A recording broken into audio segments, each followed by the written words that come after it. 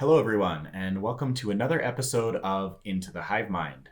This is another offshoot video. I just had to make it about this small RTT that I played yesterday. I brought the Gaunt Carpet list with 235 Gaunt bodies, and I actually did not think that this list would be as fun to play as it was.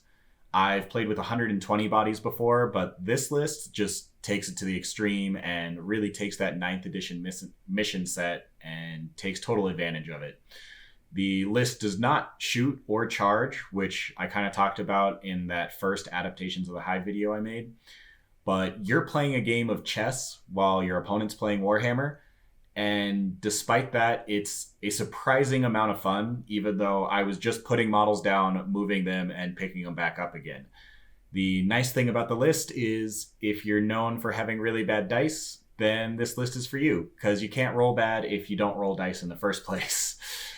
The Gaunt Carpet is very effective in 9th edition with the way scoring works. It does have several cons to it. And honestly, if you really like the playstyle of the list and you want to be competitive, probably just take Orcs. It's the same thing, but just flat better, and play Green Tide, because they do the exact same thing, but they can actually hurt stuff.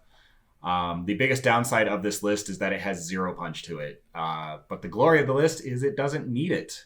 In this event, I got tabled every single game, and I took second place in the tournament. And that alone made the list just really fun and entertaining to play. So let's go over what the list actually was and what I did to make it effective. First off, I took a custom hive fleet, and I did that with the adaptive exoskeleton and shrewd predators traits. This gives every Termagant, Hormagant, and Gargoyle a 6-up invuln save, and shrewd predators allows them to consolidate in any direction if there's no enemy within 3 inches.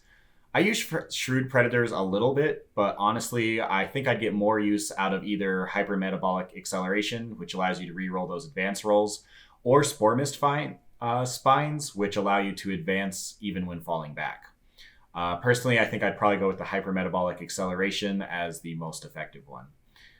But let's go over the list itself. I took 2 Malanthropes as HQs, and I do think these are 100% necessary for this list, because having that -1 to hit from shooting takes just gives you a massive increase in durability, and they have character protection to keep them alive as long as necessary, which is why they're so much better than Venomthropes. I also took 3 Broodlords, and these were the only models in the list that deal damage, and I took them to throw out abilities like Catalyst and the Horror to further improve durability. But honestly, I think I'm just going to drop down to a single Broodlord to do a Psychic Ritual, as this list doesn't need to do damage, and those 3 Broodlords do give out max points on Abhor the Witch. Make that one Broodlord your Warlord and give him the Resonance Barb Relic and the Mind Eater Warlord trait. The Resonance Barb helps you force through the ritual, and Mind Eater allows you to move a friendly unit after you kill something in combat. And since this list is all about movement, I figured that was the most useful Warlord trait. Moving on to the troops, I had 4 units of 25 Termagants and 3 units of 30 Hormagaunts. I then filled out the rest of the list with a unit of 25 Gargoyles and a second unit of 20 Gargoyles. I gave the 25-man unit the Adrenal Web's Adaptive Physiology so they could consolidate 2d6 inches. And oddly enough, this did not do what I expected, where I kind of thought I'd be able to pile in 2d6 inches in any direction with Shrewd Predators. But instead, it just made those Gargoyles my opponent's #1 target priority, and it was always the first unit to die, which, since they're one of my only units that does not have objective secured, I was actually very okay with that. But that's the list. It's 5 characters with less than 10 wounds and 235 Gaunt body equivalents. So let's go over how the games went. I'll do the first game really in depth, so you kind of figure out how the list works, and then I'll just kind of do a brief overview of my next 2 games. But game 1, I was paired against Iron Hands. The guy was a bit of a newer player, but it was a very meta Iron Hands list. It had a Chapter Master with Ferris, with Pharos, and then he had the Chief Apothecary and a Lieutenant. So the whole list is just stupid durable with 5-up Invuln, 5-up Feel No Pain, full rerolls on everything. And then he also had 3 units of Eradicators, a unit of Blade Guard, 4 units of Intercessors with the Stalker Bolt Rifles, and a single Invictor Warsuit. But all of that was just the extra stuff, and the 2 units that really did all the damage is a Ironstone Leviathan Dread with double Storm Cannon arrays and 5 Aggressors with Bolt Storm Gauntlets. We play Mission 31, which is a Dawn of War deployment with 3 objectives in each player's deployment zone. So for secondaries, I took Psychic Ritual, Engage on All Fronts, and the mission secondary, which is called Overrun. He took Thin Their Ranks, Assassinate, and Engage on All Fronts. I won the roll, wanted to go first. This list very much wants to go first, and I swarmed the entire board and used Metabolic Overdrive to spread out that 25 Gargoyle unit across his entire deployment zone, keeping him locked in, and he couldn't leave his deployment zone turn 1. I did give up Engage in All Fronts points to do this, as the 1 unit that could get across that midline, I ended up putting them in 2 table quarters, but I think that was worth it to keep him back in his deployment zone. The rest of the horde swarmed up to about mid-table, and I did my first cast of the Psychic Ritual. He used the Iron Hand strat to deny my casting of Catalyst on the Gargoyles, so felt okay doing the Ritual. And I put the Horror on his Aggressors so he couldn't cancel out that Malanthrope's Shroud with Ferris's +1 to hit ability, which did come into play. His turn, he used the Mercy is Weakness stratagem, which I had forgotten that Iron Hands have, but it makes everyone have to shoot at the targeted unit, but every 6+ to wound counts as 2 wounds. So he put that on that Gargoyle unit, screening him in his deployment zone, and just his Leviathan Dreadnought's Storm Cannon array killed all 25 Gargoyles, even through the -1 to hit and the 6-up Invuln. With only 20 shots, but those 6s doing 2 wounds just absolutely obliterated them. That allowed his Aggressors to then shoot and kill a unit of 30 Hormagaunts. Even with the -1 to hit from the Horror and the Malanthrope, still killed 30 Hormagaunts through the 6-up Invuln, and that was just with their first volley. Then they shot again and killed another 30 Hormagaunts. I did not expect to lose quite so many in a single turn. He killed 85 models with 2 units. I knew that Aggressors would be the bane of this list. I just didn't quite realize exactly how hard they would hit. So anyways, after killing all of those, all of my characters were exposed, which it's because I did not expect to lose 85 dudes in a turn. So he still had 3 Eradicators left, which got to shoot at my Broodlord, who had just done the Ritual. But luckily, my opponent rolled really poorly and did only 3 wounds out of those 6 dice. I saved 1 and command pointed to save a second one. So only 1 hit got through, and he did 5 damage. So the Broodlord got to live with a single wound left. And at the end of his turn 1, he'd scored 9 points on Thin Their Ranks, killing 90 models in a single turn. And then my turn 2, I scored 5 points for the mission secondary, which is basically just you get 1 point for doing an action on an objective. You get points for each objective that you do an action on. I did it on the 3 objectives in my deployment zone, which gives me 5 points. And then I scored 10 points for holding 2 objectives and holding 3, but he was also holding the 3 objectives in his deployment zone. So I got just the 10 on the primary. I used Metabolic Overdrive to throw units of Termagants onto his leftmost objective and 8 Hormagaunts that were kind of left over from his shooting to take his right objective. And the rest of the army backed up to stay outside of that Aggressor double shooting range, because that was just devastating. I then cast the Ritual again after my opponent used his Iron Hand strat to deny Catalyst, and on those that I put on the 30 Gaunts in his deployment zone. I got 3 points for Engage in all fronts, and on his turn, he only held 1 objective, so he got 0 points for the primary. But he very quickly obliterated all the Gaunts in his deployment zone, and the Aggressors still managed to split fire, and even only shooting once with a -1 to hit, killed all 30 Termagants and the 20 Gargoyles that were screening out my Ritual Broodlord. and he had his Eradicators just obliterate the guy who'd been casting the ritual, and gave him the remaining 6 points for Thin the Ranks and 3 Assassinate points on his turn. On my turn, I once again held 3 objectives and got another 5 points for the mission secondary. However, I now had to make a choice about trying to restart the ritual or just abandoning it. I really wish that you didn't have to have the same model do the whole thing, but that's how it was. I was not confident in restarting the ritual, as he could clearly blow away anything that was in the middle of the board, and all he had to do was use that Iron Hand strat and deny me 1 time, and the ritual wouldn't work.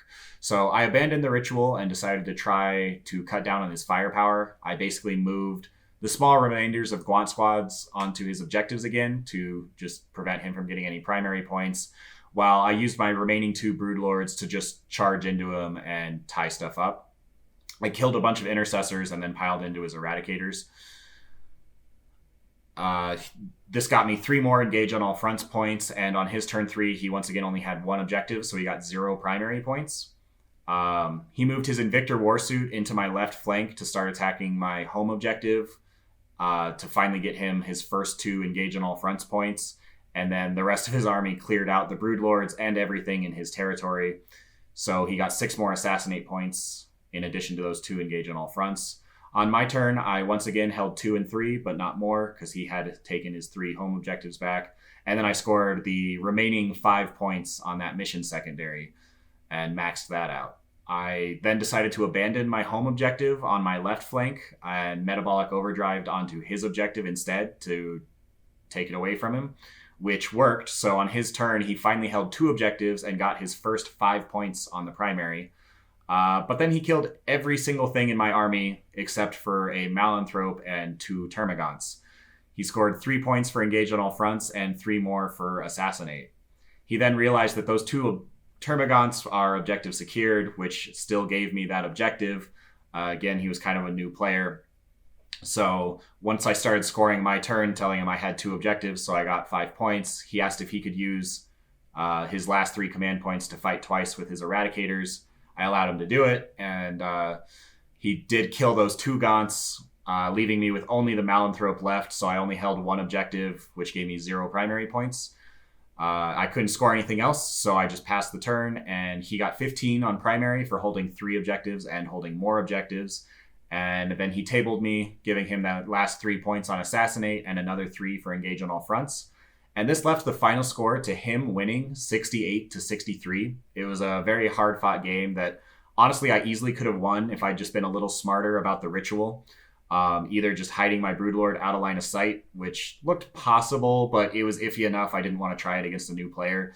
It was a pretty gray line as far as if he would actually be out of line of sight and still within 6 of the center. So I just didn't try it. But honestly, I could have just taken a different secondary, like Raise the Banners. I had forgotten that Iron Hands had the 4-up deny strat. Iron Hands just haven't been in the meta for a little while.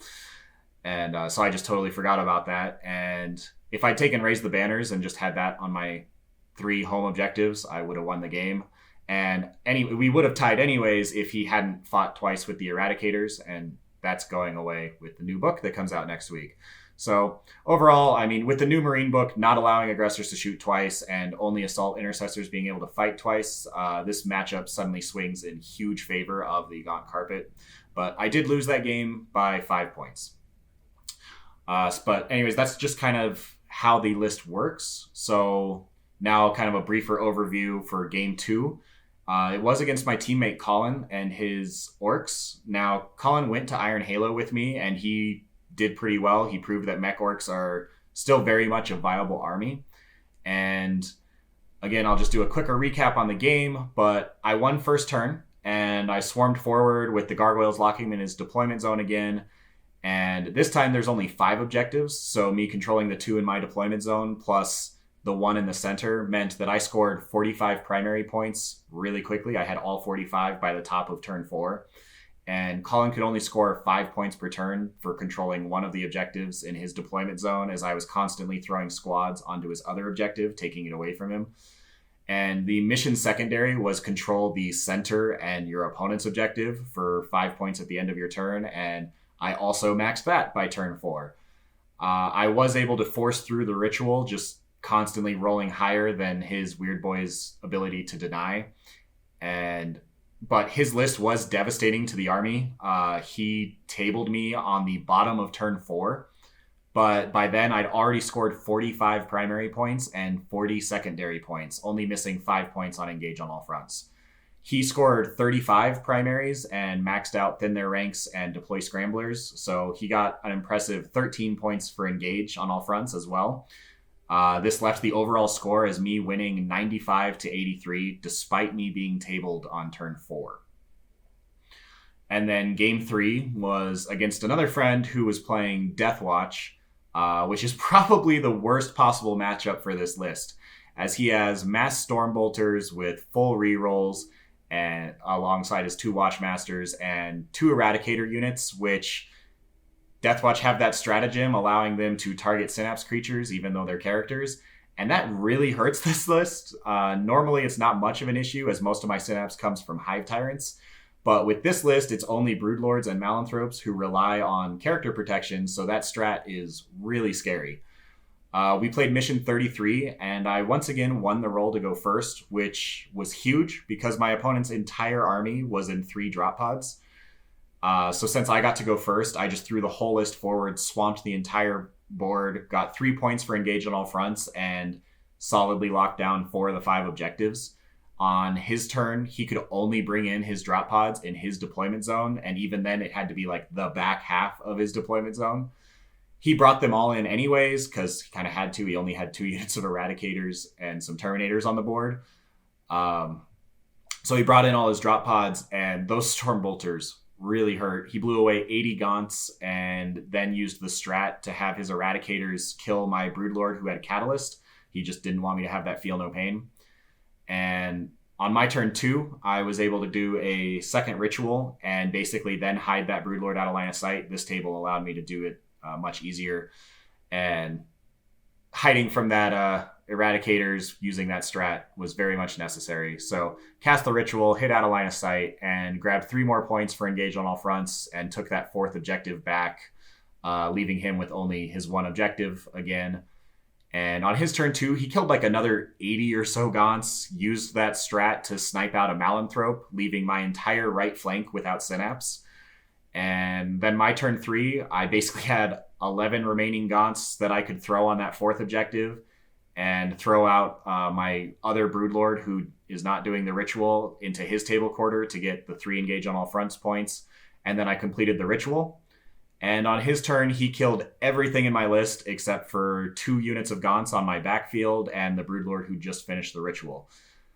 My turn 4, I held the 2 objectives, and then I took back the center just to make sure he only had hold 2 for the primary, but not hold more. On his turn 4, he killed everything except for 7 Gaunts. Thankfully, I was mostly out of range at this point, so he wasn't able to completely table me. And on my turn 5, I only held 1 objective, but that did allow me to max out the primary.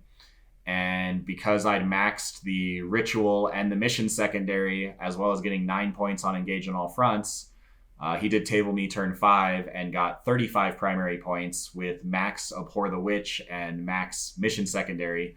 And then he got 6 points on Engage on all fronts. The final score was 94 to 81 in my favor. I hadn't even done a single wound to his entire army. I just didn't even bother attacking him. And overall, I ended up winning 2 games, and I barely lost a third one, despite me getting tabled every single game. And that just made for a really fun tournament. And even my opponents had a great time. They said it was a little frustrating for those first 2 turns, never being able to leave their deployment zone. But mowing through hordes of bugs just gave them quite a bit of enjoyment, and they didn't mind losing to the list. I don't know if I would take this list to a major event, as it really needs to go first, and I felt like every single game I would have lost if I had not gone first. And so in a major event with 5 or 6 rounds, you just absolutely can't rely on that. The board just doesn't have punch to really take ground. It can only hold the ground that it already has. So going first, you can swamp 80% of the table, and by the time your opponent takes it back, you've already won. But if your opponent goes first and takes half the board, you can only fight over the center. And if you do that, I don't really think this list wins. I did get very lucky being able to go first in all 3 of my games, but overall it was a really fun experience and a very different way to play the game. I killed in total 23 models over the entire tournament. And then I killed, I think it was 27 of my own models through the metabolic overdrive strat. So I actually killed more of my own models than my opponent's models over the course of the tournament, which was pretty funny and just made for a really different experience. And be sure to give it a try. It's a fun list to play. Again, I don't think it's going to win major events because it does need to go first, but with some tweaks to the list, it's really fun and really solid. But thanks for watching this bit of a longer video. I will be back next week to make more of those standard episodes that I have promised. So I will see you guys then. Thanks.